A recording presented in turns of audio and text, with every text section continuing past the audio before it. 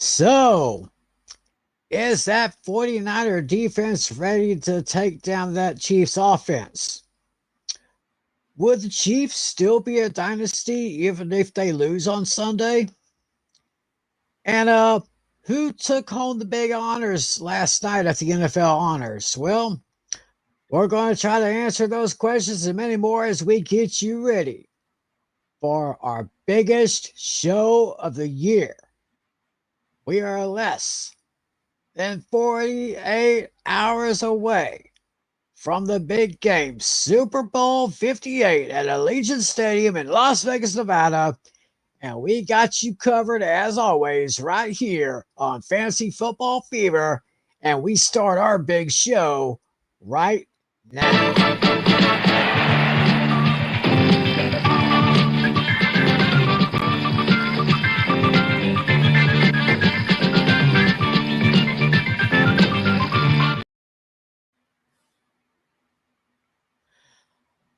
A pleasant hello to everyone. This is Fantasy Football Fever for Friday night, February 9th, 2024. Wherever you're watching, whenever you're watching, and however you're watching, thanks for making us part of your week. And we have arrived, ladies and gentlemen. As I just said, we are less than 48 hours away from the big game, Super Bowl 58 at Allegiant Stadium in Las Vegas, Nevada.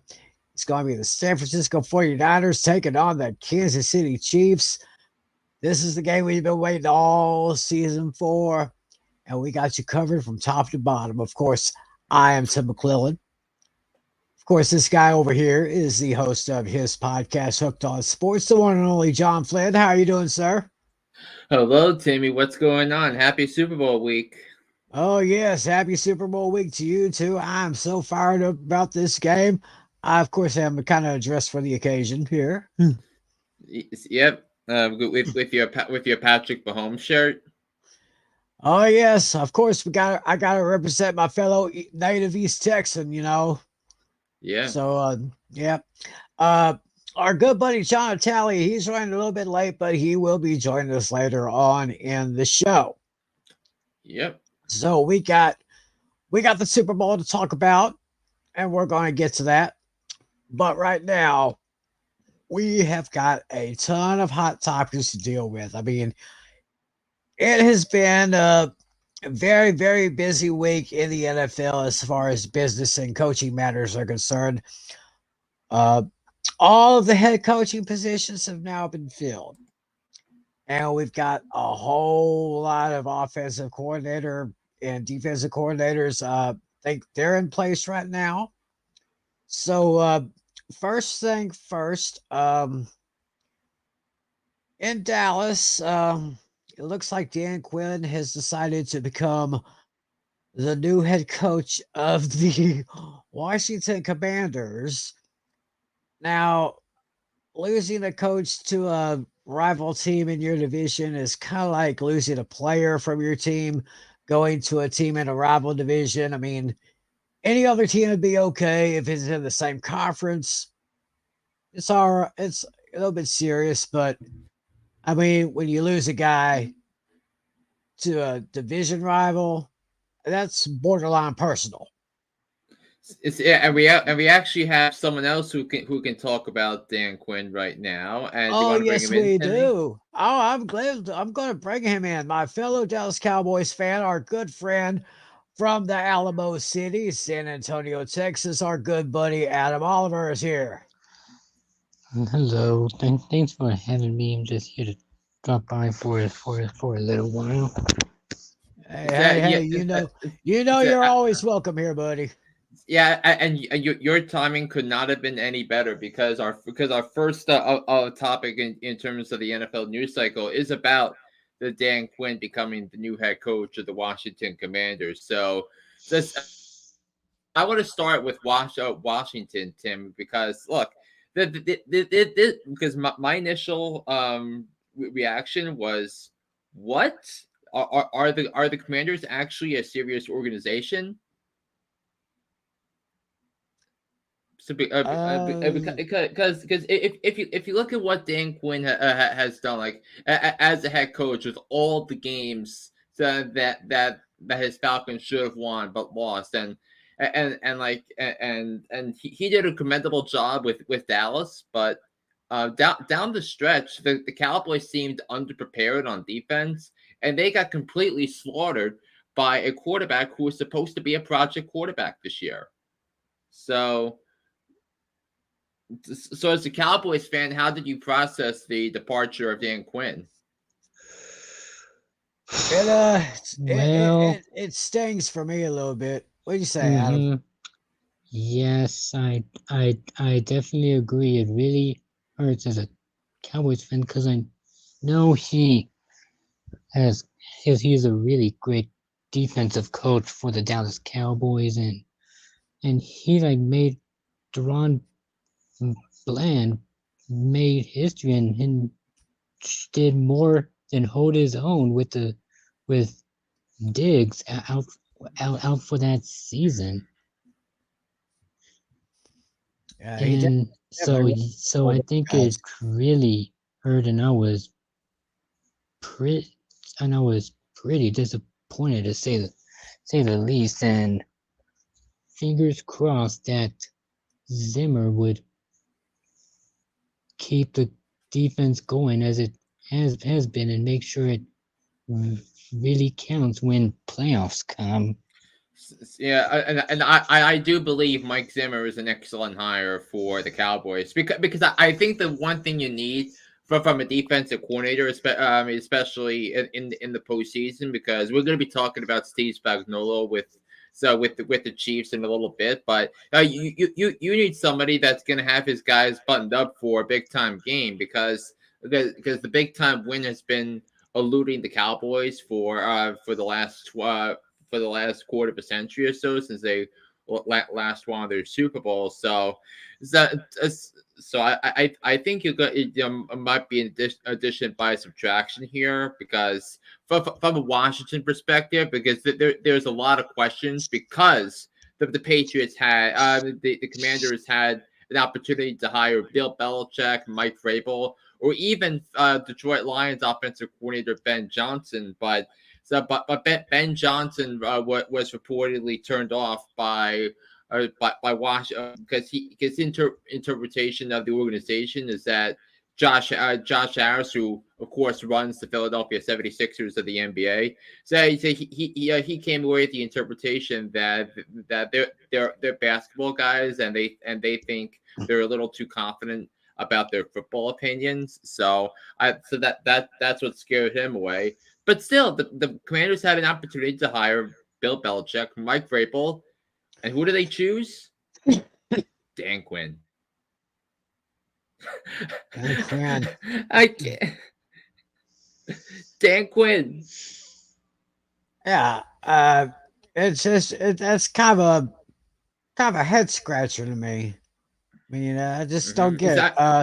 So I guess for the Commanders, I have to give them this message. I award you no points, and may God have mercy on your soul. Yeah, I think that's pretty accurate. And but anyway, Washington is still going to figure out their quarterback situation.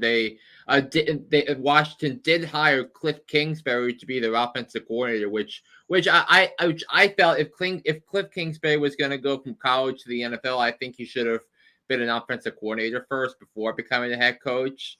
If he was going to do that, so I feel like it's a good hire for Washington. Which I think is more important because Washington is going to be in the quarterback business in the draft because whether they trade up with the Bears to draft Caleb Williams or whether they stay at number 2 to take Drake May or Jaden Daniels with those picks. So I think the offensive coordinator hire I think is more important for the future than Dan Quinn himself, but we're going to see how Washington develops this offseason. Yeah, we'll see how that works out. So looks like what we got is here according to this here. The Patriots. Mm-hmm. I believe they hired a new offensive coordinator, a That, former quarterback, mhm. if I'm not mistaken. And he So, was the Mr. Yep, and he was the Browns' offensive coordinator the last few years. Alex Van Pelt. So they want to put an emphasis on running here. So Mhm. Because remember, Cleveland had Kareem Hunt and Jerome Ford and Nick Chubb the last few years. So I think. So I think if you're a running back, say like Ramondre Stevenson, I think you're going to see a bit of an increase in terms of fantasy value, especially when it comes to the first half of the season when Alex Van Pelt's trying to incorporate the concepts he implemented in Cleveland. so hopefully he could work well with Zeke Elliott there. Mm. I mean, Because of course, I mean, Zeke Elliott is a free agent, so still thinking like, Ramondre Stevenson. uh, yeah, he put up some okay numbers there. The Cincinnati Bengals, Dan Pitcher, I think he was the quarterbacks coach. Replacing Yeah, so Brian Callahan. yeah, because Brian Callahan's now the Titans head coach, so I think it makes too much sense to replace him with the guy that's been there since the beginning with Joe Burrow, and I think it's going to be the same offense in Cincinnati. Yeah, we were just talking about the Browns recently. Ken Dorsey could benefit with David Njoku. Could be a little bit of a maybe a Yeah, mentorship, I guess. yeah, because remember Ken Dorsey had Dalton Kincaid and Dawson Knox to work with in Buffalo, and some of his play calling was to what was to that. So I think if you I mean if you look at how Deshaun Watson has been because I think having the tight end is beneficial to what they're trying to do because we saw how David Njoku went off down the stretch of the season. I think you look at the game against Jacksonville. I think you look at the game against the Chicago Bears. So David Njoku could very well be a top 3, 4, 5 tight end in fantasy next year, and I think it's because I think he's going to get more targets. Yeah, it could be true. Over in Pittsburgh, Arthur Smith.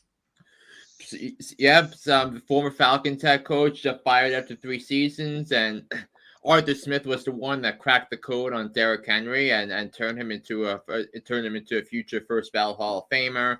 So I think if you're looking to draft Jalen Warren or Najee Harris, I think I think the stock is looking pretty good there. If you're looking to draft Deontay Johnson or George Pickens, or if you're trying to draft Pat Frymuth, I think their draft their future stock sank a little bit with this hire. Over in Tennessee, Nick Holtz was passing game coordinator for the Jaguars. He now is in Nashville, trying to help a Tennessee passing core, which ranked right near the bottom of the league. It really doesn't surprise me, which is kind of why they drafted Will Levis in the draft last year because I think this is the year where Ryan Tannehill's contract expires, so I think he's going to be a free agent. So it looks like if the Titans don't add anybody in free agency, it's going to look like Will Levis is going to be the week 1 starter. And look, I really like Will Levis because I thought he was the 3rd or 4th best quarterback in the draft. I believe I had him as the 3rd best quarterback in my draft class behind CJ Stroud and Bryce Young. So I think this is a strong hire for Tennessee. Going to Las Vegas, where the Super Bowl is this year. The Raiders got former Bears OC Luke Getsy. He actually has a and history before with Devontae Adams. Yeah, and before accepting the job as the offensive coordinator with the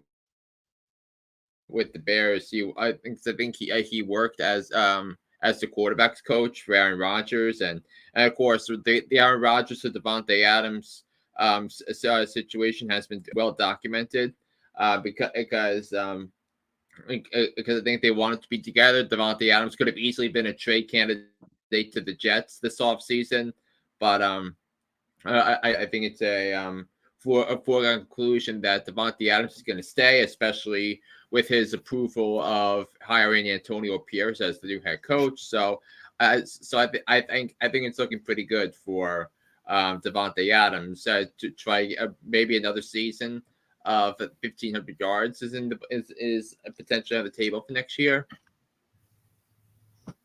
Yeah, it could be a strong possibility as we say hello to our good buddy, our league commissioner, John Natale.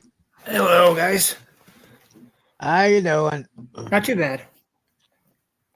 Yeah, we're just going through the head coach, offensive coordinator hires, the things that have happened in the last week. And by the way, someone else wants to say hello here. Daniel Berry Sports Highlights. Yo, how you doing? Thanks for watching. Good to have you watching us as always. We love you. We love you guys. Going back to the recent hires, let's go to Los Angeles. Greg Roman becomes the new offensive coordinator. He, of course, has already built a rapport with their new head coach, Jim Harbaugh. So, I guess that should work out pretty well, should it?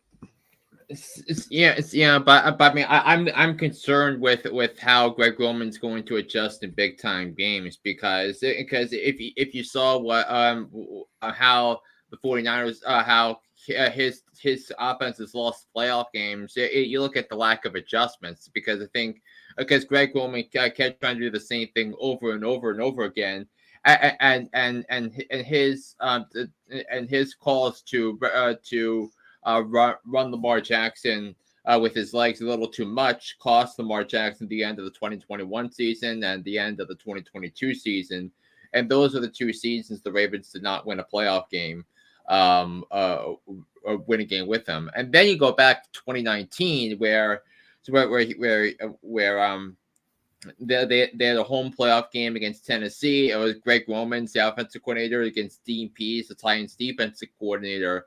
And Dean Pease just ate him up for lunch, just like he did in the Super Bowl when Dean Pease ran Baltimore's defense and Greg Roman ran San Francisco's offense, and there was a similar type of offense the 49ers ran.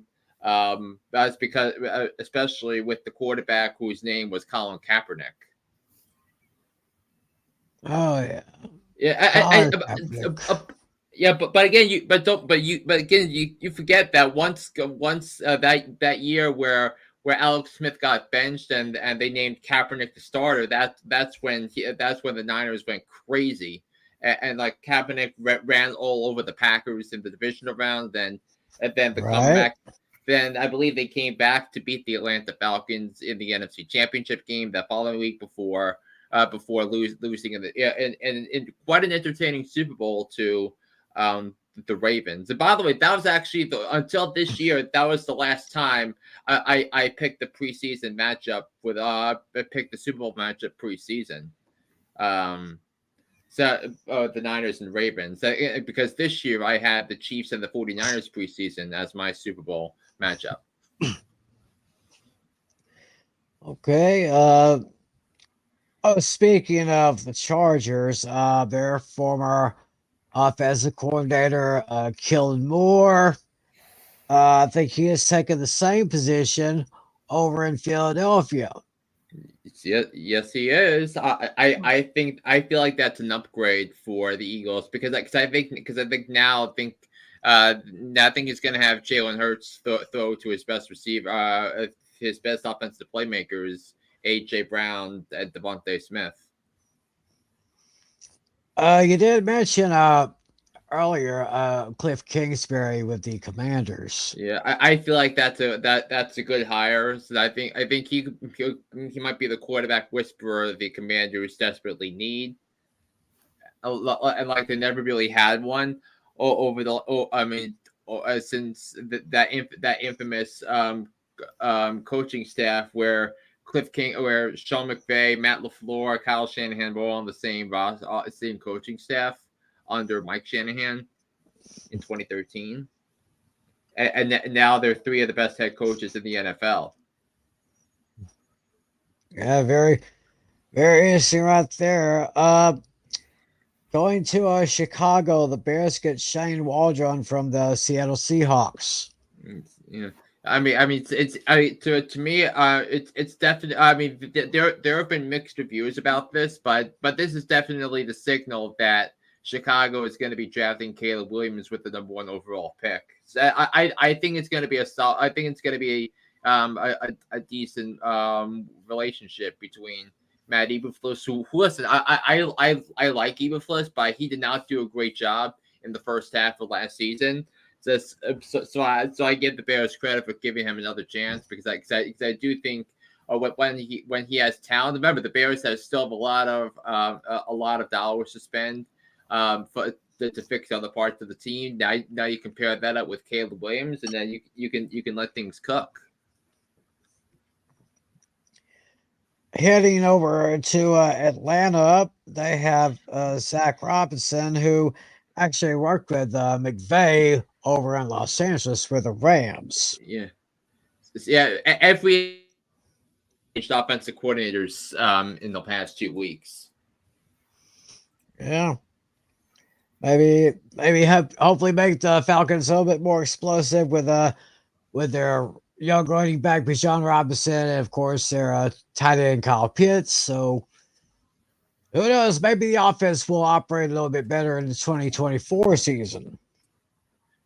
Yeah, because they were really inconsistent in especially in the second half of the season. That Falcons offense. We're going to Carolina. We got Brad Idzik, who was Tampa Bay's wide receivers coach last year, who is the son of the former general manager for the Jets, John Idzik.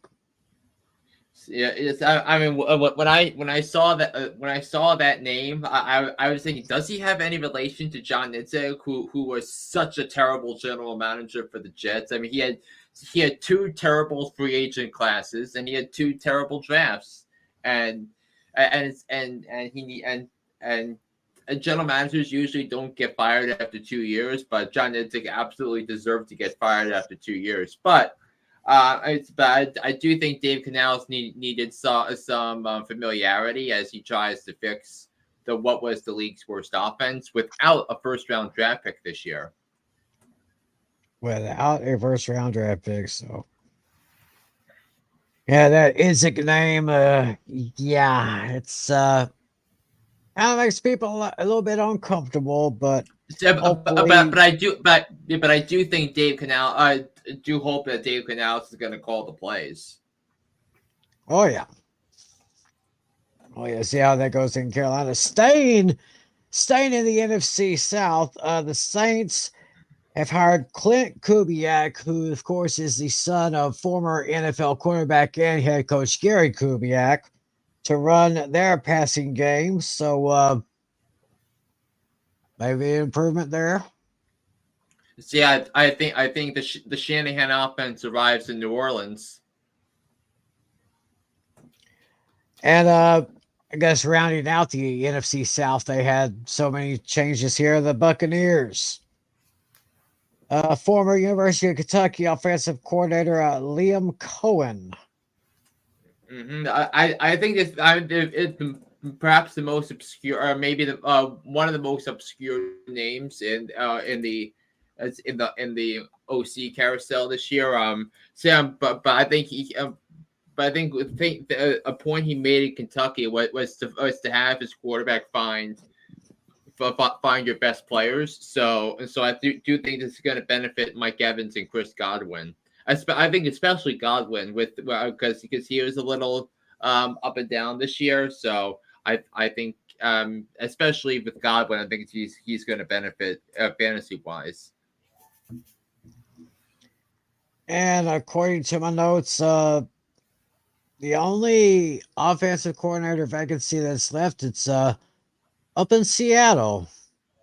Yeah, and one thing you forgot to mention, Tim, was that Seattle hired Baltimore defensive coordinator Mike McDonald to be their new head coach. And look, I like it. I dig it. All right, sounds good. But I do think the offensive coordinator hire is going to be pretty important here. Because Mike McDonald does not. I don't think he has an offensive background, and I think that's going to be a important hire for him as he gets settled in with Seattle. Yeah. Have they mentioned any names or any ideas? They've been talking to anybody? I'm going to take a look right now. Yeah. Vitaly, you're pretty much up in that area. Oh yeah. I haven't really heard any big news lately on the Seahawks. Yeah. Yeah, I mean, the Giants did block Mike Kafka. Right. And anyway, but there have been rumors. This is actually rumors within the last 15 minutes or so that Ryan Grubb is going to be the new offensive coordinator for the Seattle Seahawks. This is just within the last 15 minutes. He was the offensive coordinator at the University of Washington the last couple of years, and went over with Kalen DeBoer to be Alabama's offensive coordinator. And now there are a lot of sources saying that Ryan Grubb is going to be the new offensive coordinator for the Seattle Seahawks. So that'd be a big win for Seattle. That would be a big time loss for Alabama, in a year where Bama lost Nick Saban to retirement. Wow. Okay, so as far as the new head coaching hires that's been going on the last few weeks, who would you give the big thumbs up and a big thumbs down? I think we got an idea of who we got thumbs down for. That would probably be for Dan Quinn in Washington, maybe. Oh yeah. Yeah. But yeah, go ahead. I mean, Dan Quinn. I mean, I don't know if you got the story, Natalia, but Washington had the opportunity to hire Bill Belichick or Mike Vrabel, and they hire Dan Quinn. Oh, jeez. Yeah, I gave that an F. Oh yeah. On my grade. Who would you think of was the best hire? Because I have my opinion. What are yours? Harbaugh. I would say so. Yeah, I think I would agree with that. Yeah, I'm thinking Jim Harbaugh. I think Mike McDonald, even though he's a defensive coach, I think I feel like bringing over that Ravens culture. I think that blue collar Ravens culture, I think is going to be helpful for Seattle. Mm-hmm. Yeah, I would definitely think so. Well, anyway, that's the coaching and coordinator moves that we've gotten so far. Only that Seattle position is open, but that position could be closed here in a little while, according to Flynn, what he just read from the room, Bill. So last night, of course, was the annual NFL honors. They're giving away the awards for the major winners. for offense, defense, and all that good stuff. I think for the most part, we did pretty well in our awards matched up with quite a few. Yeah. I mean, because I believe I was the only one that said Myles Garrett, who, by the way, I picked preseason to be the offensive rookie, be the defensive player of the year. I also said preseason my top 3 for defensive player of the year going into the season were Myles Garrett, T.J. Watt, and Micah Parsons in that order, and they finished 1, 2, 3.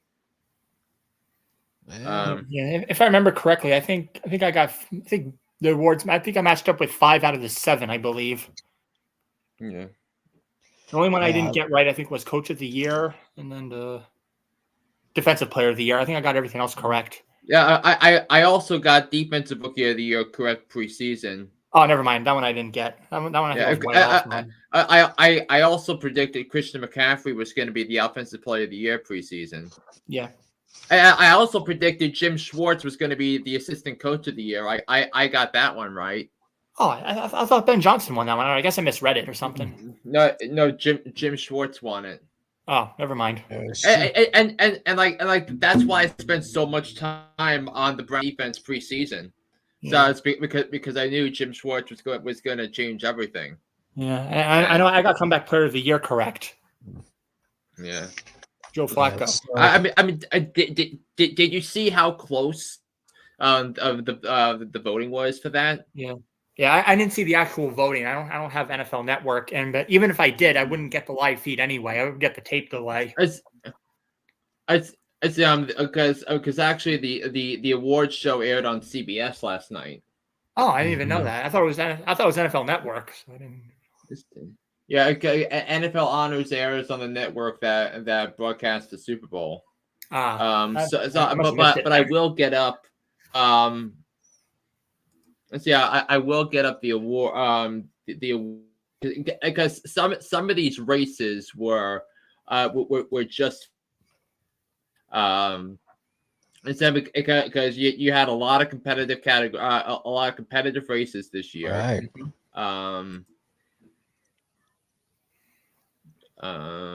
No, I want to pull these up. Yeah, I'm looking at the ESPN page right now. Yeah, MVP Lamar Jackson. Yeah, that was pretty obvious. I think all of us said that. Yeah, so I got at least that one right there. Okay, Offensive Player of the Year, Run CMC. Christian McCaffrey, that man was a total beast right there. What's that? Scrimmage yards per game, 126.4. Touchdowns, 21. Rushing yards, 1459.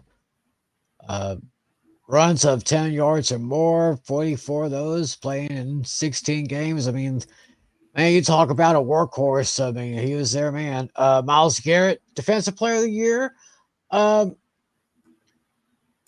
Yeah, I thought it might be T.J. Watt, but I got to hand it to Garrett there. He really is pretty much the heart and soul of that Browns defense right there. Right. Offensive Rookie of the Year, I guess that was a no-brainer. Yep. That was a pretty obvious choice. No-brainer. Yeah. So at least I was correct there. I mean, 48 to 2, 48 first place votes. Wow, look at that. Yeah, and these are the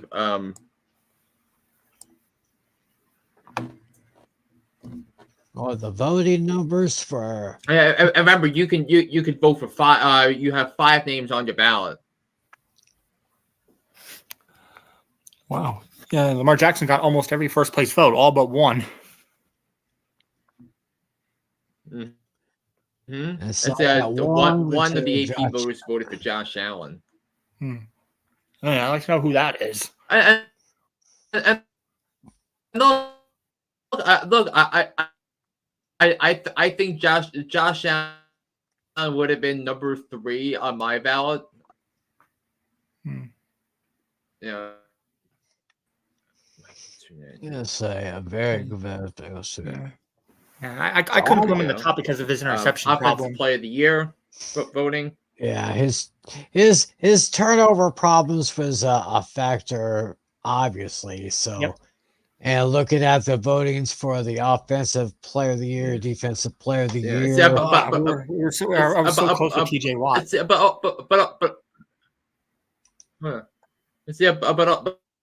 But also, the Josh Allen had 15 rushing touchdowns and because 44 total touchdowns, which led the NFL. Yeah. So that's why I got. And think of what the Bills.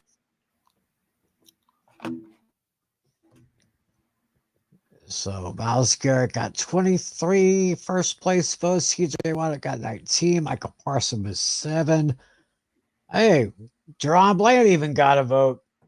Mm-hmm. Of course, First place for the vote. best. Got a first place vote with 5 pick sixes, a new NFL record. Well, yeah. So of course, and so we're all wondering what would happen when Trayvon Diggs went down. Well, Deron Bland stepped up and he pretty much carried his land. He contributed to his own cause, and I'd say he did quite well. Yeah. I mean, that's a Roquan Smith got a vote. Dexter Lawrence, Khalil Mack, Justin Madubuike got a vote. So that pretty good stuff right there. There's our rookies of the year. Again, teammates get their rookies awards there. Mm-hmm. Stroud and Anderson, both for the Texans. Yeah, and look how competitive the defensive rookie of the year race was, because you had the 3 different players get at least 14 first place votes. Wow, look at that. Anderson, Carter, Turner, all of them sensational this year. And one vote, yeah. Most and comeback player of the year. We have one vote. So Joe Flacco took that one. Yeah. Despite DeMar Hamlin getting more first place votes. Yeah. Baker Mayfield, Matthew Stafford, Tua Tagovailoa. Just take a look at those numbers there. Brees Hall. I'm surprised Brees. I'm surprised. I was just going through the rest of the list higher. there. Brees Hall, yeah. It's kind of it gives me a little bit of cause to pause right there. Yeah, and then the coach of the year. I was floored that D'Amico Ryans didn't get the vote because they finished the tie for vote points, but Stefanski got the most first place votes that was the tiebreaker. Yeah, Campbell got 3 first place votes, who actually was my pick for coach of the year. So, yeah, I had Matt before he came 9th. Yeah. So that's how the voting went out. So that's something that happened last night to the NFL honors, and of course the real highlight. The real highlight for the NFL honors was the announcement for the new class of the Pro Football Hall of Fame. And I gotta find that one here. Let me look this up. Yeah. Yeah, the 2024 Football Hall of Fame inductees. Yeah. I know Devin Hester made it. Yep. Oh, yes. The greatest kick 6 man of all time. Or a kick returner, punt returner. Yeah. Of course, the first Super Bowl I watched from start to finish began with Devin Hester's kickoff return in the for the Bears. Yeah. Devin Hester. Yeah, let me get his little profile here up here. Get on my screen.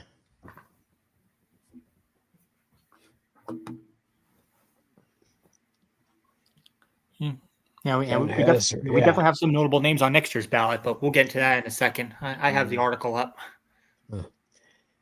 Yes, 14 punt return touchdowns with 5 kickoff return touchdowns. And just a return to claim another league record. 20 overall kick sixes in his career. 3-time first team All-Pro, 4-time Pro Bowler. I mean, no wonder people did not want to punt or kick directly to this guy because you knew he was going to burn you. Mm-hmm. Another great player, Dwight Freeney. Yep. For many years with the Colts, I think he won a Super Bowl on the other side of Devin Hester that year. Yeah. Yeah, Peyton Manning, of course, led those Colts on the offense, but it was Freeney who actually led that great defense there. So congratulations to him. Oh, we have another Texan going into the Hall of Fame, Andre Johnson. Yes.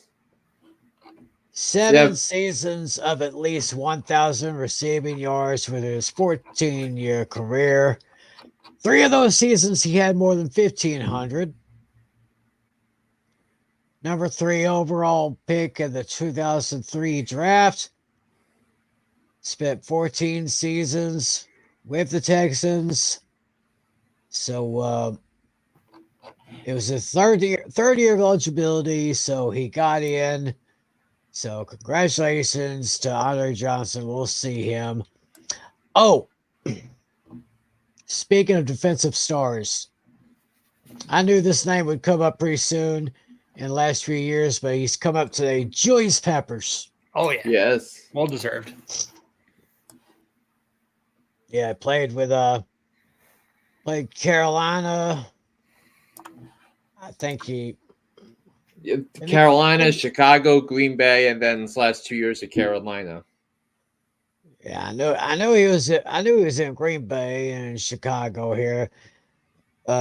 Pretty good player right now. And Patrick Willis here.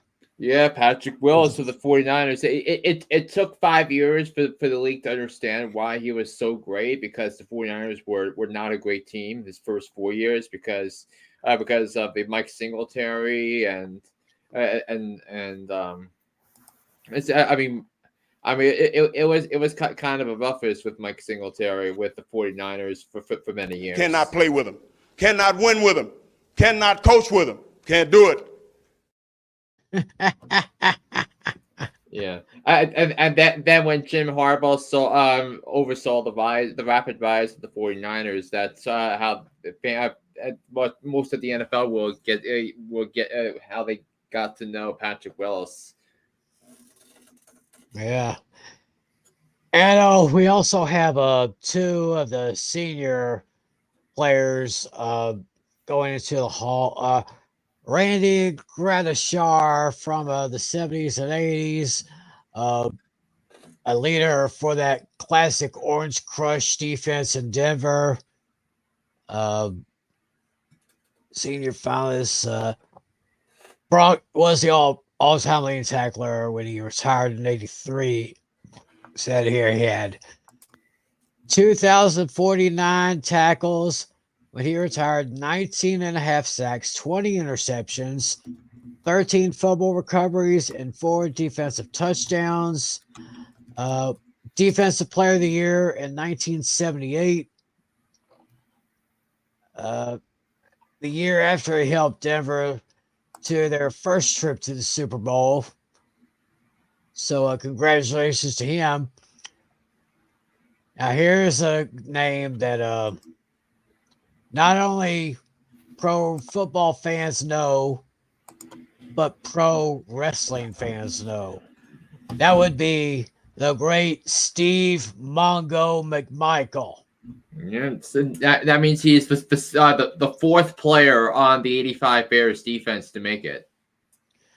The famous 85 Bears defense that could just tear you up. They would chew you up, spit you that back out, and ask for seconds in the process. Was a leader on that team. 95 sacks, 847 tackles, 13 forced fumbles across 15 seasons, 13 in Chicago, and one apiece for New England and Green Bay, retiring in 94. Then, of course, Mongo went on to have a great professional wrestling career in World Championship Wrestling, part of the Four Horsemen with Ric Flair and Art Anderson and Mongo and the late Chris Benoit and Dean Malenko.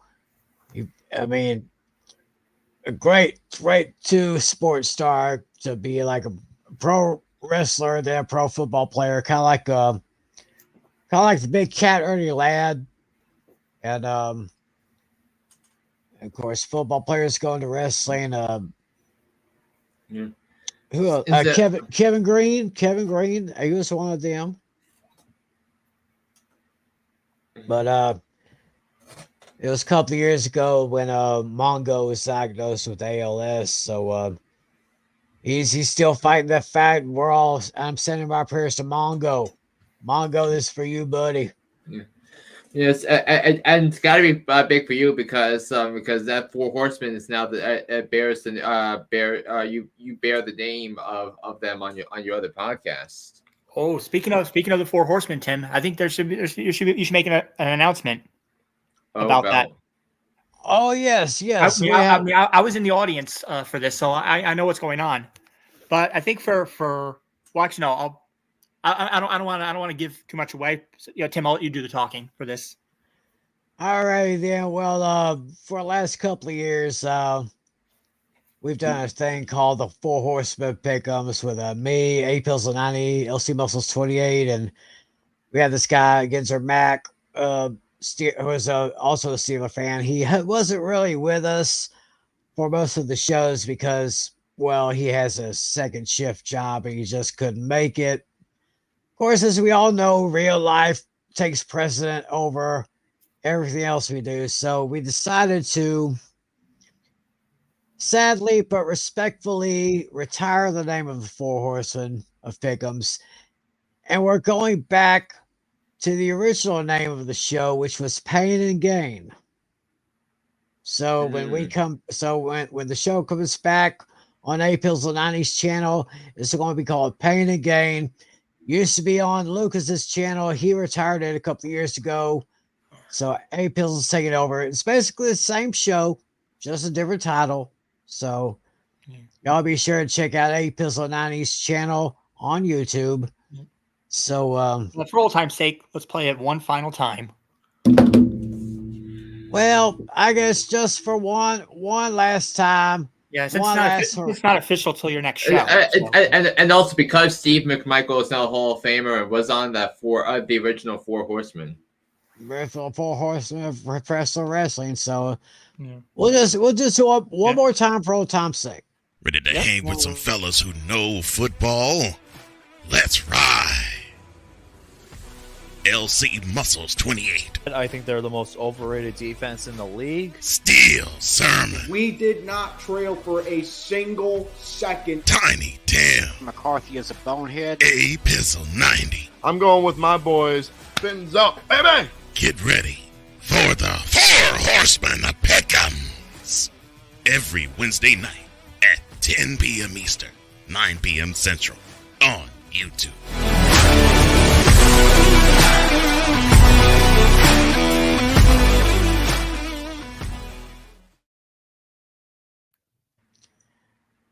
Well, the Horsemen did have a good run, but we're going to go ahead and change it up very soon, starting next season. So it was a good run, but like I said, new name, but it's going to be the same type of show. So actually bringing the new name, which was an old name, which I have all the utmost respect for because that's how I started with the guys when it was called Pain and Gain. So we'll be sure to check that out.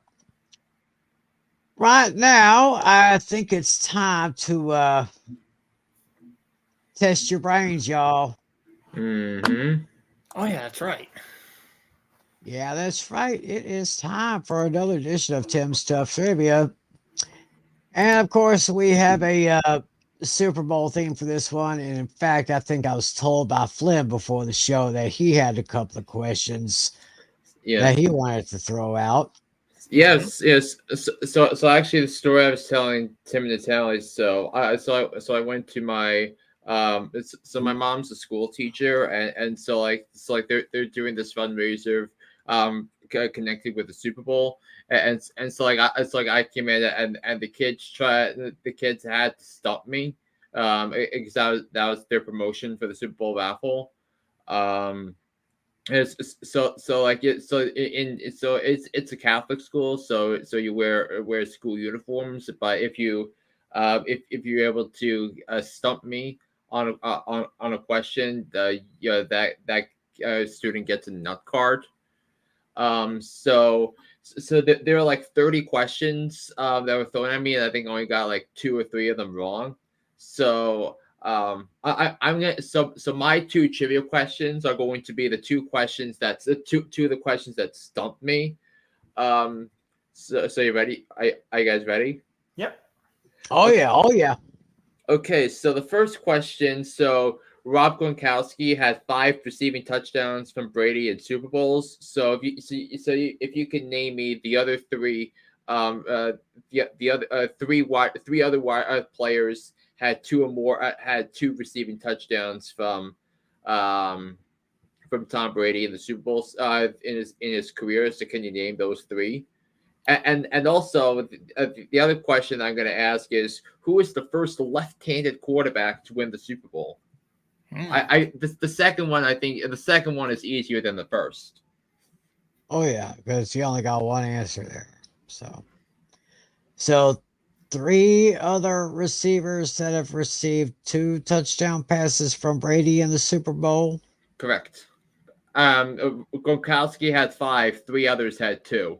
And 3 others had 2. I could probably name one off the bat, but the other 2 might be a challenge here. First, and then the first Southpaw to win a Southpaw quarterback to win a Super Bowl. That's that should be significantly easier than the first one. Okay. Well, think about that. My Super Bowl themed trivia question does have to do with quarterbacks. Oh. Okay. Which NFL quarterback holds the single game Super Bowl record for the highest completion percentage? I know that one. That's all you got? Well, I did have one other question, which I thought would be easier than the one I just gave. All right. Lay that question on us too. Okay. Patrick Mahomes is now the 8th different quarterback to start in 4 Super Bowls. So the question is, who was the very first quarterback to start 4 Super Bowls? All right, I think I got that one. I got. That's actually tougher than the first one. So it's because there are 2 different. No, actually, I know that one too. So, all right. And Natalia, you got a question or anything? Yes, I do. All right. Mine is going to be, who was the only quarterback to get cut after winning a Super Bowl? Ooh. So didn't voluntarily retire? No, he just purely got cut, got released. quarterback Oh, that wow. got released after winning. There was Wow. a quarterback to have gotten cut and after winning the Super Bowl. Oh, wow. That's the toughest question of them all. Oh, yeah, that's a good one. That's a good one. But I do have. Let's see how. Yeah, that's gonna be a thought of mine when we during when we start talking about the Super Bowl. Mm-hmm. Yeah, well, let's go ahead and talk about the big game. Super Bowl 58. Allegiant Stadium, Las Vegas, Nevada. This is 49ers and the Kansas City Chiefs. At last check, get my notes out here. At last check, the Niners were picked by 2. I mean, it kind of fluctuated a little bit. So on my podcast, I played it at 1.5. So do you want to play it at 2 or do you want to play it at 1.5? Let's just do 2. I don't think it's gonna make much of a difference, really. It doesn't make a difference to me if they 2 points. Yeah. Just round up. Yeah. Yes. So basically, I mean, but basically what we've been saying all year when we're doing those picks, like anything less than 3 is basically a pick 'em. Right. In either direction. So let me give you some background here. According to ProFootballReference.com, this will be only the 16th time that these 2 teams have faced each other in the playoffs and regular season. This, of course, is a rematch of Super Bowl 54 from 4 years ago when the Chiefs beat the Niners 31-20. That was on a neutral site. That was Hard Rock Stadium, Miami, Florida. They did play a game in the regular season a couple of years ago. It was in San Francisco, I think, and the Chiefs beat the Niners in that game 44-23. And let's see here. So what else is I looking at here? Oh yeah, I got my notes here. According to ESPN Analytics, I keep hitting the wrong darn thing. Wait, let me get back over here. Okay, according to ESPN Analytics, 49ers have a 59.4% chance of winning, while they're giving the Chiefs a 40.6% chance. Not really much to go on the injury report. Joe Thuney, the All-Pro left guard for the Chiefs, is out, and Isaiah Pacheco, last time I saw, is questionable but trending towards playing. Right, and you probably won't. Don't know if Jarrett McKinnon or Sky Moore will be anywhere available for the Chiefs there. So I guess 2 points, 1.5 points. It's almost a pick 'em. So, all right. Let's get to some picks here. Vlad, start off. Here we go. Yeah, so I feel because I think the point of emphasis I made from a San Francisco perspective for the game for Sunday's game is that this game so normally because normally this time people throw around the word referendum a lot because referendum is like a vote on it's like a vote on a singular issue or a singular person or like and all that. You're going to hear that word a lot come the election, but this game to me more than anything is a referendum on Kyle Shanahan because in some of the big games that Kyle Shanahan has been a part of with the coaching staff, because he was the offensive coordinator when the Falcons blew the 28-3 lead against the Patriots in the Super Bowl, and then the last time Shanahan was in the Super Bowl. The 49ers were up 20-10 on Kansas City before the Chiefs came back and won that game. So you figure that. You also need to consider that the 49ers barely beat Green Bay and they barely beat Detroit in games where they were supposed to win by 7 points or more. When you look at the spreads, and because the 49ers failed to cover the spread on both, and if you want, and if you look at how the 49ers were constructed by John Lynch, you look at maybe the best group of skill players in the league. You have studs on that defense with Nick Bosa and Fred Warner, who we mentioned earlier in the Defensive Player of the Year voting. You could mention Chase Young. So, but their effort was terrible in the NFC Championship game, and I think it was right for John Lynch to call them out and light a fire in that defense. So I think if the 49ers will win the Super Bowl, I win on Sunday, I think they're going to look at the defensive effort as a question, and which in theory, given the Chiefs' lack of talent at the skill positions compared to what San Francisco has with McCaffrey and Debo and Kittle and Ayuk and Trent Williams on that offensive line, this should be a game that San Francisco should win, right? So, but then you look at how Kansas City got there. The Kansas City beat the most explosive offense in the league. They beat the most explosive player in the league, and they beat the league MVP on their way to the Super Bowl. And the Chiefs, as a team, they beat the two best teams in the AFC during the regular season on the as road underdogs.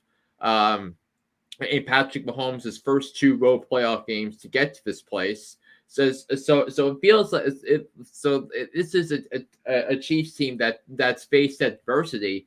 And I look at two other teams this team is similar to. I look at the 88 49ers, where the 49ers were a little out of sync offensively, and then they got things together. They pummeled the Chicago Bears in the NFC Championship game on the road at Soldier Field with many of the guys from the 85 Bears defense still on the team, and then they won the Super Bowl. I also look at the 04 Patriots, where the Patriots had questions with personnel with their secondary. They had questions with their personnel at the wide receiver position. I mean, it wasn't exactly great where they were still trying to figure things out, and then they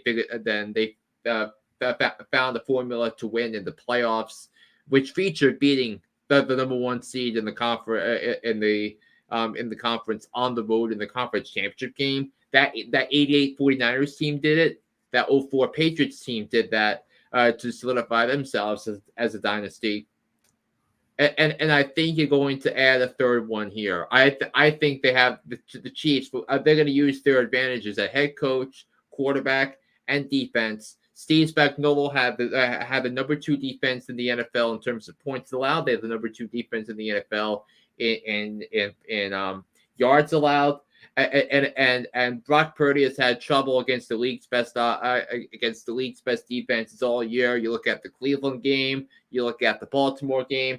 I think that Steve Spagnuolo is going to develop a great game plan to disrupt the timing of Brock Purdy and to throw off his mental game, and that's where I think this game is going to be decided. I think this is going to be a classic. I think this is going to be a game that comes down to the wire, but I'm going to take the Chiefs. I picked them preseason on Hooked on Sports. I picked them preseason on Fantasy Football Fever to win the Super Bowl, and Patrick Mahomes will solidify himself on the Mount Rushmore quarterbacks in NFL history. Kansas City 24, San Francisco 21. How about your MVP prediction? Patrick Mahomes will be the MVP. All right, I'm gonna make a note of that right here. And if that happens, Patrick Mahomes will be only the third player ever with 3 or more Super Bowl MVPs, joining Montana and Brady. The two, who are who entering the season are my views, my choices for the 2 greatest quarterbacks ever. Now Mahomes will join them. And Mahomes was done all this by and he's only 28 years old. He's just 28 years old. I mean, all the thing that he has done, and if you could, all this greatness, and he's still a little bit wet behind the ears, and breath smelling like Similac. And this is Mahomes' worst offense that he's played with. This was the hardest journey to a Super Bowl for any of the Chiefs teams in the last half decade. But the bottom line is you got it done, and the bottom line, but for everyone out there, this is also the bottom line to what you play to do in football. Hello? You play to win the game. All right, Natalie, on to you. Okay, I guess so. Let's see. Yeah, this was actually a pretty tough one to decide. I had this game as a slugfest. And then, before I was making my predictions, I was looking at this guy, Jay Gouda. He apparently has a lot of time on his hands. You probably guys have seen the memes with his stuff that I send out once in a while. He sent out something that every time the 49ers have won the NFC Championship game versus a team that have a shade of blue in their color, they've gone on to win the Super Bowl. I'm going to stop you for a moment because when Adam Schefter tweets, you listen. So Adam Schefter now officially tweets the Seahawks are hiring former Washington offensive coordinator Ryan Grubb to be their offensive coordinator. So that this is official from Adam Schefter. Breaking news right here on Fantasy Football Fever. Wow. Yes, right here. So that means all 32 offensive coordinator positions are occupied. Nice. All right. Thank you, Adam Schefter. Yes, because I saw tweets from multiple sources that I didn't know of, but I wanted to wait till Adam Schefter tweeted to make it official. But Brian Grubb is going to be the new offensive coordinator for the Seattle Seahawks. Keep going, Natalie. Okay. Yeah, I was talking about this guy Jay Gouda. He's hilarious. He's got some hysterical stuff. As I was saying, every time the 49ers have won the NFC Championship game versus a team with a shade of blue in their logo, they've gone on to win the Super Bowl. And anytime they beat a non-blue team in the NFC Conference Championship game, they've gone on to lose the Super Bowl. I don't know. Is this some conspiracy? Is this a coincidence? I don't know. Looking back in 2024, Lions shade of blue, they beat them. 2020, Packers did not have a shade of blue. They did not win the Super Bowl. 1995, they beat the Cowboys, gone on to win the Super Bowl. 1990, they beat the Rams, so on and so forth. But then on the opposite side of the spectrum, Jay Gouda again, he writes, in the last 30 years, every time the Super Bowl has been played in between the two teams, one traveling east, one traveling west, the team traveling west has won. And according to Jay Gouda, the Kansas City Chiefs are traveling west. So apparently, one of these streaks is going to come to an end. I mean, I think this second one is probably more of a coincidence than anything. But aside from that, back to business. I have this game as a slugfest. I think it's going to be one of the highest scoring Super Bowls in NFL history, possibly close to the highest. I see both teams scoring on their opening possession. I see a Christian McCaffrey touchdown to open up the game. And for the Niners. And then on the opposite side, Patrick Mahomes gets a pass to Travis Kelce to tie the game. But then, you're definitely going to have a back and forth offensive side pretty much the whole way through. You're not going to see too many punts. I don't think you're going to see too many defensive stops. It's going to go down to the wire. It's going to come down to the last minute. But at the end, I'm going to go with the team that looks more healthy. I think if the Niners are the more complete team, they're the more physical team. They don't seem to be dealing with injuries as much as the Chiefs. I think it's going to be a shootout.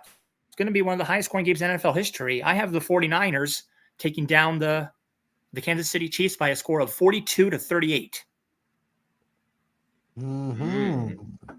And your MVP, I don't like going the quarterback route. That's boring. I gotta go outside the box. Never would have imagined using the words Mr. Irrelevant and MVP in the same sentence. I just don't see that happening. I'm going with Christian McCaffrey as your Super Bowl MVP. Righty then. Christian McCaffrey for MVP. Vitaly says I know it's traditionally Niners. all the time it's quarterbacks, but I can't go quarterback. Yeah, That's it boring. seems to be.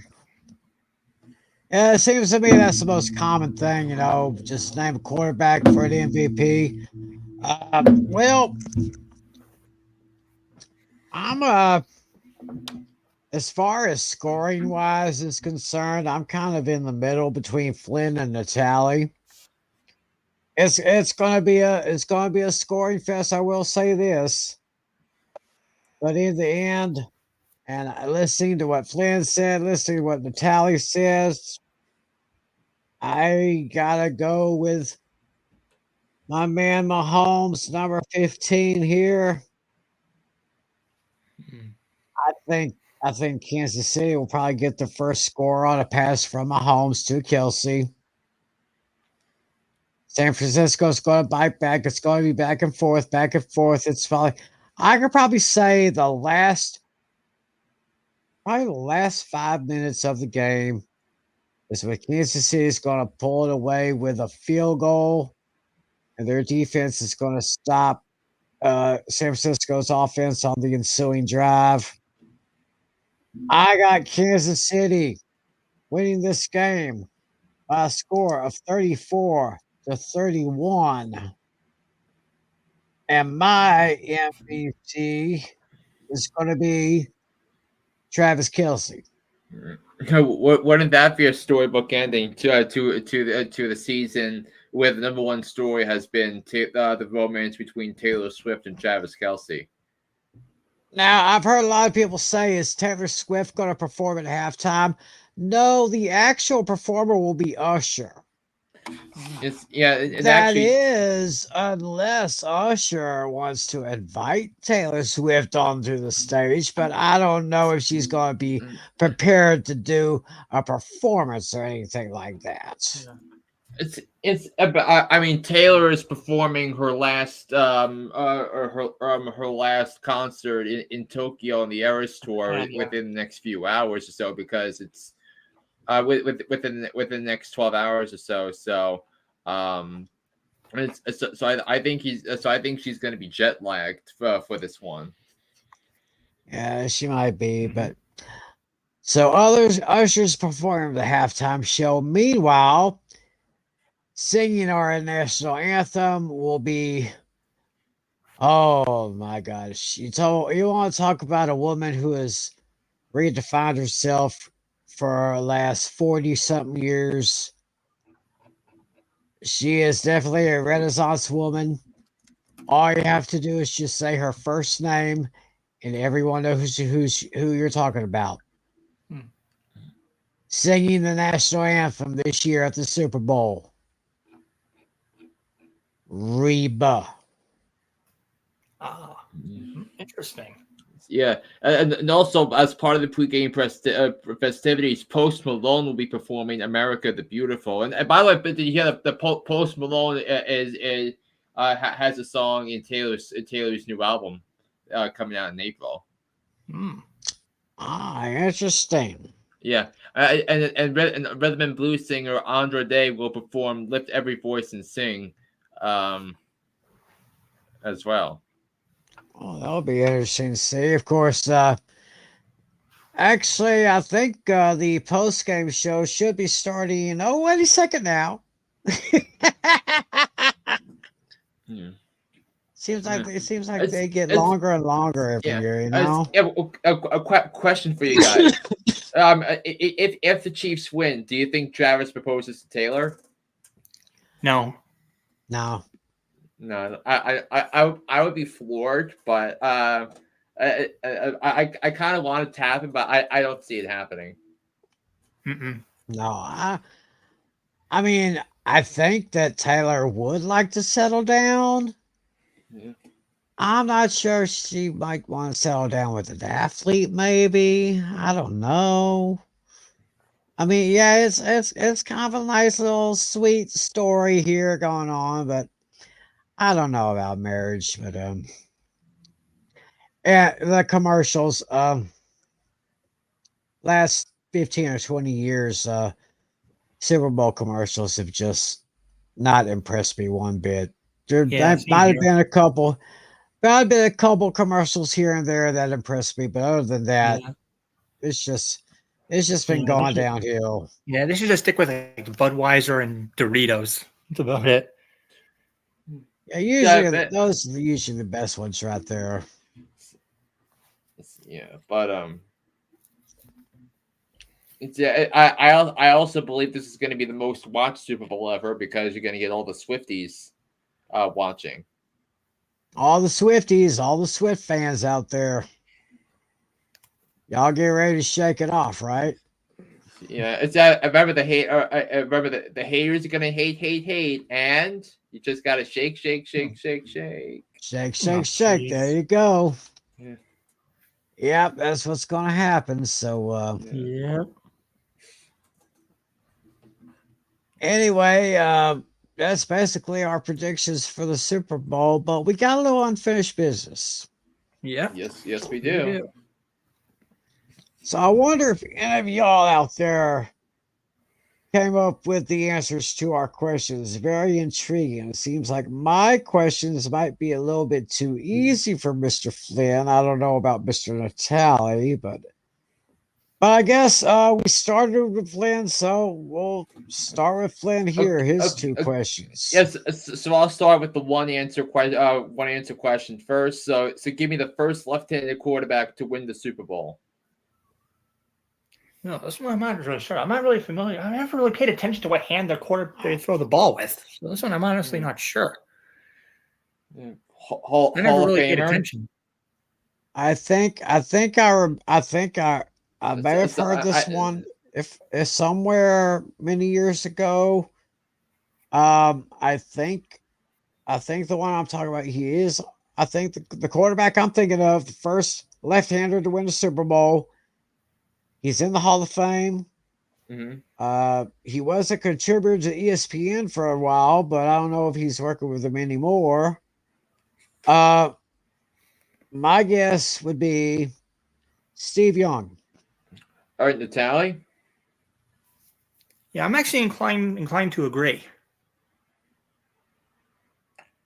I never really paid attention to their hands, but that does sound feasible enough. So who are you going with, Steve Young? Yeah, I'll play that. Oh, okay. So you're in the right geographic area, but you're wrong. Oh, right geographic area. Died recently, lefty. You got me. Right geographical area. You gotta talk about Ken Stabler, the Snake. Yeah, Kenny Stabler. For some reason, I said Doug Williams, but Doug Williams wasn't a lefty. Yeah. And so your other question was about the receivers that caught touchdowns from Tom Brady. This one I think I have an idea. So three players that caught multiple receiving touchdowns from Brady in the Super Bowl. So Gronk is first with 5. So name the 3 with 2. 3 players. I mean, players should give you the hint because that was the hint because not all of them were receivers. I think I have an idea. I'm gonna say You said three names you're looking for? Yep. 3 I'm gonna names. go I can with, only come up with one right now. I got three. I'll give you a hint. 2 of them were in the first part of the dynasty, and 1 was in the second part. Okay, maybe I'm going to be wrong. But the 3 names that came to my mind were Randy Moss, Aaron Hernandez, and Lawrence Maroney. I think that's his name, Maroney, the running back. Yeah, it's Lawrence Maroney who caught passing touchdowns from Brady. Yeah, those are my 3: Lawrence Maroney, Aaron Hernandez, and Randy Moss. My Tim? My 3 are Randy Moss, Aaron Hernandez, and Julian Edelman. Oh, maybe. So both of you are going with Aaron Hernandez and Randy Moss. Both of them are wrong. Really? Each of you went with a different receiver for the third. Julian Edelman and Lawrence Maroney. Both of them are wrong. Oh, jeez. So the first answer I thought I battled off was Deion Branch, but I was wrong on that one too. So the 3 names are from the second part of the dynasty. That's Danny Amendola. Danny Amendola. How could I forget him? And so for the first part of the dynasty, 01 to 04, so there were 2 of them. One was David Gibbons. Don't remember him. And the other has been in the news in the NFL for the past month because of a decision because of a questionable decision an NFL organization made.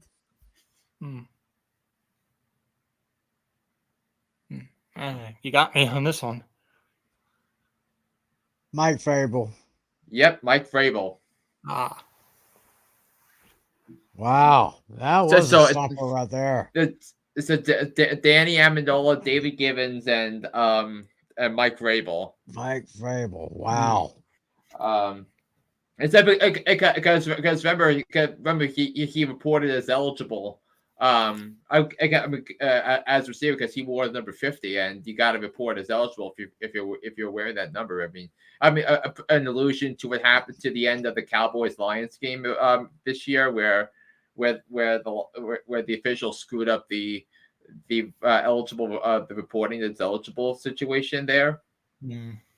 Right. Okay, so Tim's turn, I guess, for his. All right, Tim's turn. All right. My first question, Flynn was so sure about this one. Question was, what quarterback holds the single game Super Bowl record for the highest completion percentage?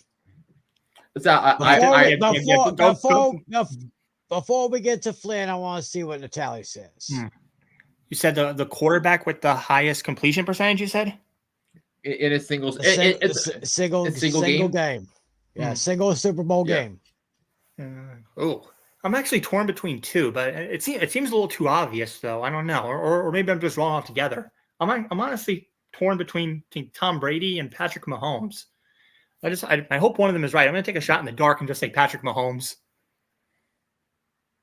Okay, Flynn. See what I'm circling, Natalie. Really, Eli? I think he's got it. I think he's got it. It wasn't Eli. It's Phil Simms. Really? Oh. Well, to put it mildly, it is Phil Simms. Really? Oh, wow. Yeah, how do you not know that, Natalie? I don't read stats that much. Yeah. Right, Phil Simms. According to the Wikipedia page here, it was against the Denver Broncos, Super Bowl 21. Simms went 22 of 25 for 268 yards, 3 touchdowns.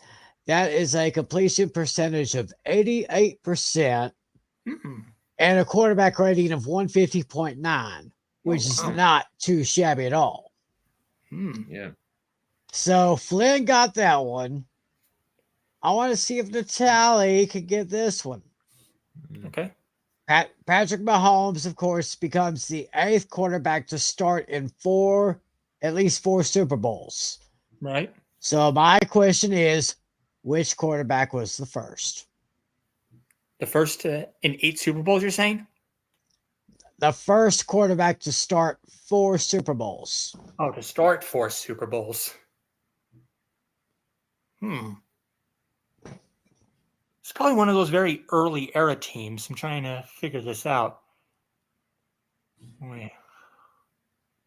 Yeah, I want to say Brett Favre, but I don't think that's him. That might be too late. Wait a minute. Ah, damn it. What was the name of that quarterback from the Bills when they lost 4 Super Bowls? Oh, is it Jim Kelly?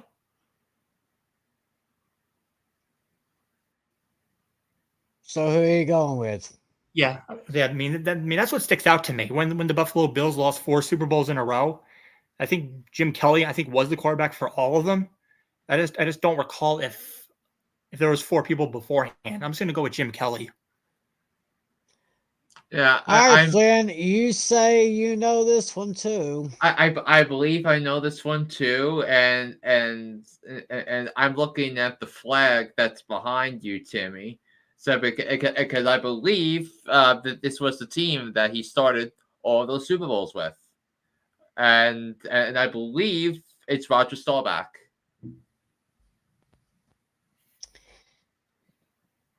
Flynn got me again. It's Roger Staubach. I was thinking Fran Tarkenton, but Joe Cap started the first of those Super Bowls for the Vikings in the 70s. I was also thinking Terry Bradshaw, but Bradshaw had only been in it twice before they met in Super Bowl 13, a 35-31 game. But yeah, it was Staubach. So now I think the tally is going to give me the hardest. The question the tally has is harder. Yeah, let's see if you can go 5 for 5. Mine's just going to be a simple one. I just have one. It's going to be, who was the only quarterback who won a Super Bowl that got cut following it. Thus, he did not return to his team the following season, basically. Yeah. Oh boy, this is a good one. Yeah. Oh, the quarterback to be cut. Yeah, who's the only quarterback to have been released following a Super Bowl victory? Yeah. Oh, I'm making you guys think on this one. Interesting. Yeah. Because I have 4 different names in mind. Well, yeah, you'll hold off on the 4 names for now. I want to see if Tim has something, and then you can give me your 4 names, and I'll tell you if one of them is right.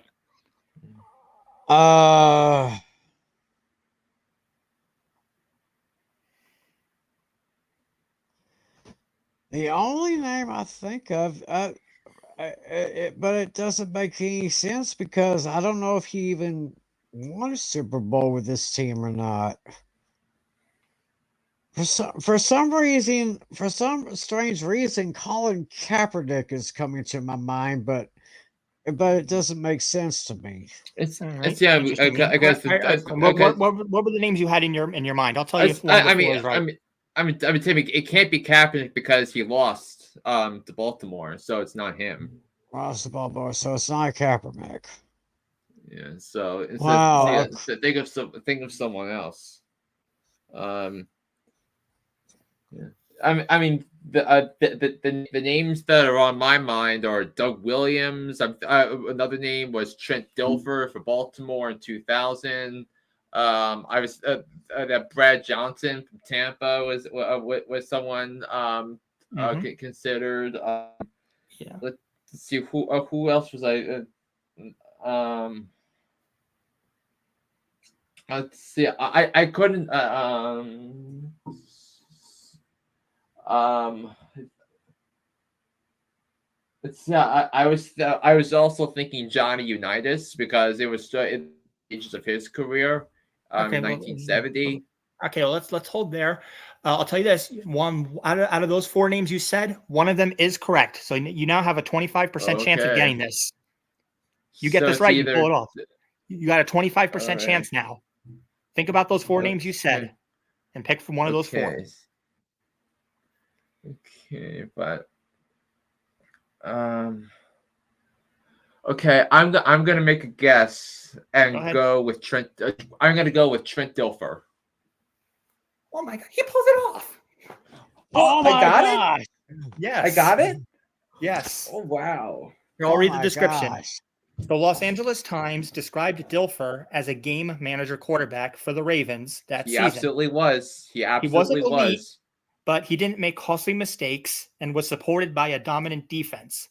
Dilfer wasn't re-signed by the Ravens, making him the only quarterback to be let go after winning a Super Bowl. Wow. Oh my gosh. I just feel like I'm on the set of Get Up and Rex Ryan just answered a tough question. Mm-hmm. So he would just look at the camera and do that thing he does. Boom. Yeah. Well, that wasn't easy. Yeah, but Flynn pulled out all 3 of those. I go not 5, and say 3. He pulled out all 3 of those questions correctly. Wow, this was really something. Yeah. And a very challenging way to put a bow on this episode of Fantasy Football Fever. Oh my gosh, what a great time we had. A week less than 72 hours away. Mm-hmm. It's going to be on CBS. Well, less than 48 hours away. Yeah. Jim Nance and Tony Romo will have the call. Usher's performing at halftime.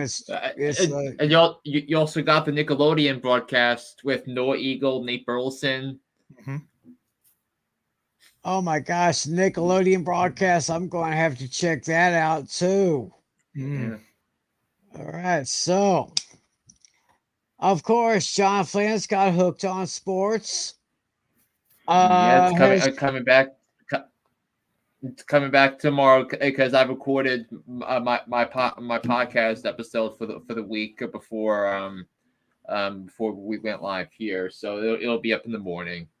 All right, y'all, check for it tomorrow morning. Hooked on Sports, the latest issue will be tomorrow morning, and of course, thanks to my buddy John Natale. Oh yeah, of course. Thank you, and thanks to all of you for watching out there. We will reconvene.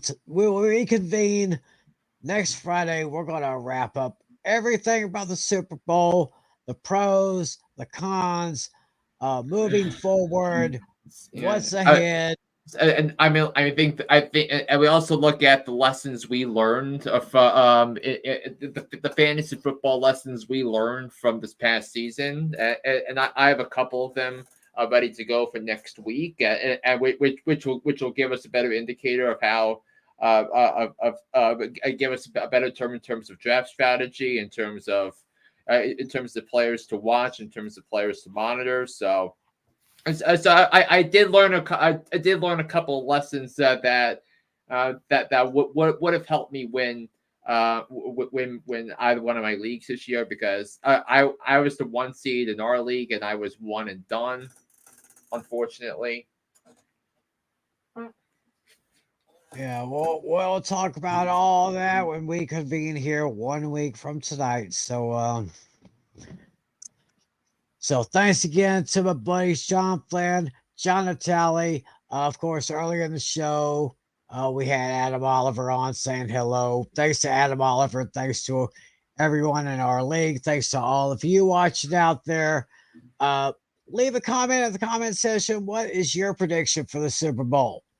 Who do you think is going to win? Who do you think will be MVP?